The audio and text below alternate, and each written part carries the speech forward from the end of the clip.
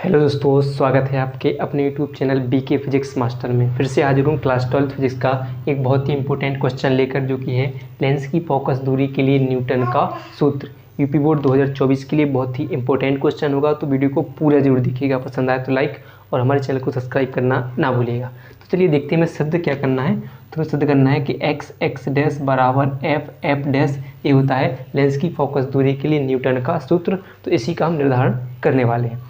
चलिए सबसे पहले भाषा को लिखते हैं, चित्र बनाते जाइएगा, आप भाषा को लिखते जाइएगा। और ठीक है, तो मान लेते हैं कोई एक लेंस है, ठीक है, एक उत्तल लेंस बना लेते हैं। ये कोई लेंस है, इसकी एक मुख अक्ष होती है और एक प्रकाशिक केंद्र क्या है, सी है। कोई लेंस है जिसकी मुख अक्ष क्या है, सॉरी प्रकाशिक केंद्र क्या है, सी है, और एक मुख अक्ष बना दी। मुख अक्ष पर एक फोकस दूरी एफ, वो एक कौन सी है, एफ डैश है। प्रथम फोकस दूरी या द्वितीय फोकस, दो फोकस दूरियाँ होती हैं, दो वक्रता केंद्र होते हैं। ठीक है, किसी भी लेंस के कितने दो पृष्ठ होते हैं, तो दो फोकस दूरी दो वक्रता केंद्र होती है। तो भी मानते हैं एक फोकस दूरी एफ डैश और एक फोकस दूरी एफ है।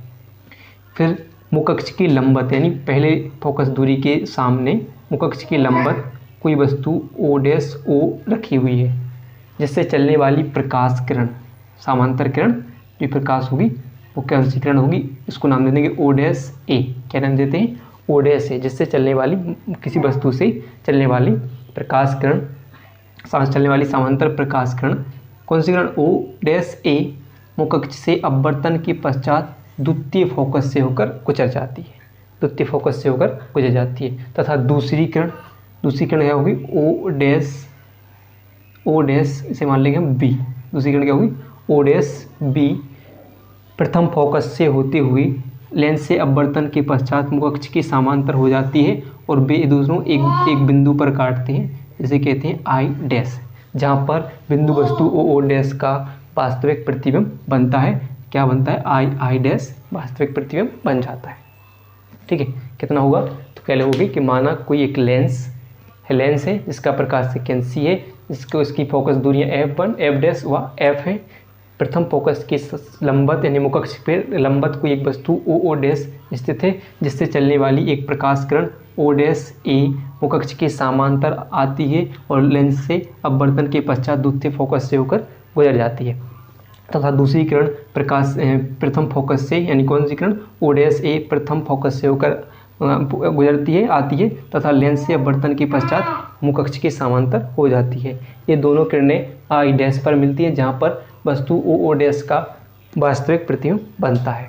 फिर अगर हम इनकी दूरियां की बात करें, तो प्रकाशिक केंद्र से फोकस दूरी कितनी होगी, इसे मान लेते हैं एफ डैश मान लेते हैं। ठीक है, प्रकाशिक केंद्र से फोकस तक की दूरी मान लेते हैं एफ डैश मान लेते हैं। ठीक है, और दूसरी होगी फोकस से वस्तु तक की दूरी को ले लेते हैं हम कितनी, एक्स डैश लिख लेते हैं। क्या लिख देते हैं, एक्स डैश लिख देते हैं। इसी प्रकार यहाँ से देखेंगे कि द्वितीय फोकस की लेंस से दूरी तो मान लेते हैं एफ, ठीक है, और द्वितीय फोकस से प्रतिबिंब तक की दूरी मान लेते हैं एक्स मान लेते हैं। ठीक है, ऐसे एक्स मान लेते हैं, ये दूरियां हो गई।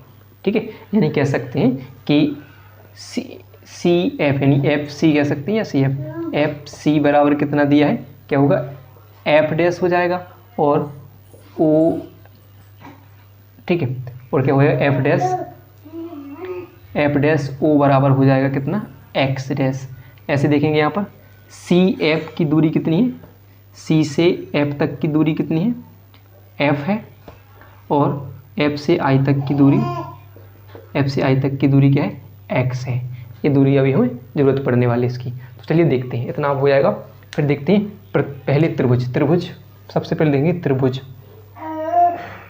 त्रिभुज कौन सा त्रिभुज, सबसे पहले देंगे त्रिभुज ओ, देखो ओ डैश ओ एफ तथा कौन सा एक ले लेंगे, तो समरूप त्रिभुज लेंगे। किस देंगे, त्रिभुज ओ डैश ओ एफ तथा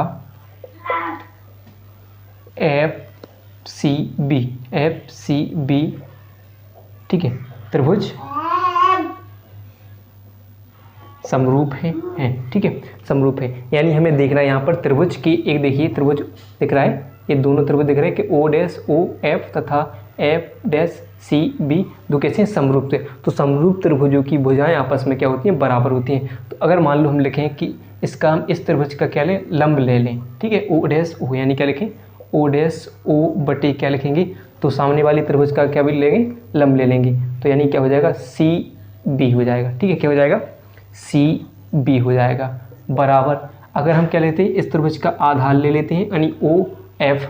ठीक है, क्या लेते हैं ओ एफ डैश, तो ओ एफ डैश बटे क्या हो जाएगा, तो इसका भी आधार क्या होगा एफ डैश सी, क्या हो जाएगा एफ डैश सी। इतना समझ में आया। हमने क्या लिया, त्रिभुज लिया, दो समरूप त्रिभुज लिए। दो समरूप त्रिभुज कौन से हो गए, जो एक ही अक्ष पर एक ही रेखा पर बने हुए। देखो दो त्रिभुजें, तो इनकी भुजाएं क्या होंगी, क्या होगी, आपस में बराबर होंगी। तो अगर हमने इसका लंब लिया तो इसका भी लंब ले लेंगे, इसका हमने आधार लिया तो इसका भी आधार ले लेंगे, हो जाएगा।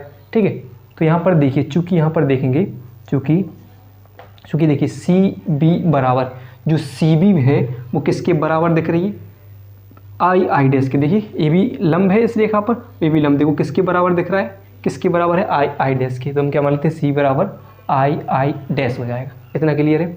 फिर देखिए तो अब क्या हो जाएगा कि ओ डैश बट्टी सी बी की जगह क्या लिखोगे आप आई आई डैश बराबर क्या हो जाएगा ओ एफ डैश और एफ डैश सी हो जाएगा।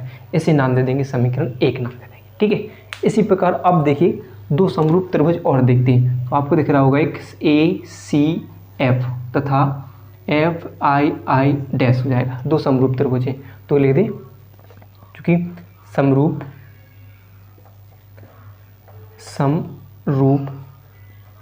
त्रिभुज कौन से ए सी एफ तथा त्रिभुज एफ आई आई डैश से। तो देखिए ऐसा करते हैं, पहले तो इसका देते हैं लंब ले लेते हैं, तो क्या हो जाएगा ए सी बटे, तो इसका भी क्या हो जाएगा लंब ले लेंगे, तो आई आई डैश हो जाएगा बराबर। ठीक है, इतना हो जाएगा। इसका आधार ले लेते, अगर हम क्या लेते हैं सी एफ, क्या लेते हैं सी एफ, तो ये आधार हो जाएगा एफ आई, क्या हो जाएगा एफ आई। क्योंकि यहाँ पर देखिए जैसे भी यहाँ पर हमने माना था कि सी बी बराबर क्या था आई आई डैश, तो यहाँ पर भी क्या होगा ए सी बराबर क्या हो जाएगा ओ ओ डैश। तो चूँकि हम लिख देंगे कि ए सी बराबर क्या हो जाएगा ओ ओ डैश, तो यहाँ पर लिख दें ए सी की जगह क्या लिख दें ओ ओ डैश बटे आई आई डैश बराबर हो जाएगा सी एफ बटे एफ आई हो जाएगा। ठीक है, इसे मान लेंगे समीकरण 2। चूँकि आप देखोगे कि समीकरण 1 और 2 में ये दोनों मान क्या है सेम है, तो इनके जो बराबर वाले मान भी क्या हो जाएंगे बराबर होंगे। तो क्या लिख देते हैं, तो क्या लिखें समीकरण 1 व 2 से, समीकरण 1 व 2 से। तो समीकरण 1 के ये भुजा क्या लिख दें, इसके बराबर में लिख दें, तो यानी क्या हो जाएगा ओ एफ डैश बटे एफ डैश सी बराबर क्या हो जाएगा सी एफ बटे एफ आई हो जाएगा कि नहीं। इसकी जगह पर हमने क्या लिख दिया, ए लिख दिया, बस हो जाएगा। तो यहाँ पर देखोगे हमने कुछ मान लिखी थी कि यहाँ पर ओ एफ डैश, यानी वही से हम लिखा देखिए ओ एफ डैश बराबर क्या है, यानी क्या ओ एफ डैश बराबर क्या है आपका, दूरी क्या है यहाँ पर एक्स डैश बटे यहाँ पर देखिए एफ डैश सी, तो एफ डैश सी बराबर क्या है एफ डैश, तो क्या लिख देंगे एफ डैश हो जाएगा, यहाँ पर हो जाएगा नहीं एफ डैश हो जाएगा बराबर क्या होगा, आपका देखो सी एफ, तो सी एफ की दूरी क्या है एफ है, तो क्या लिख देंगे एफ है।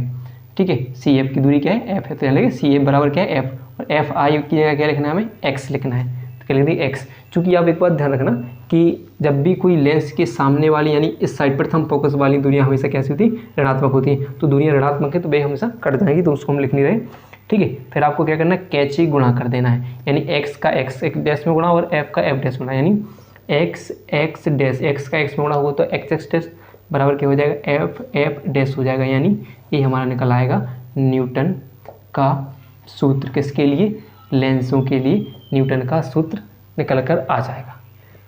तो वीडियो पसंद आई हो तो वीडियो को लाइक और चैनल को सब्सक्राइब करना ना भूलिएगा, और इसका स्क्रीनशॉट आप ले सकते हो आराम से।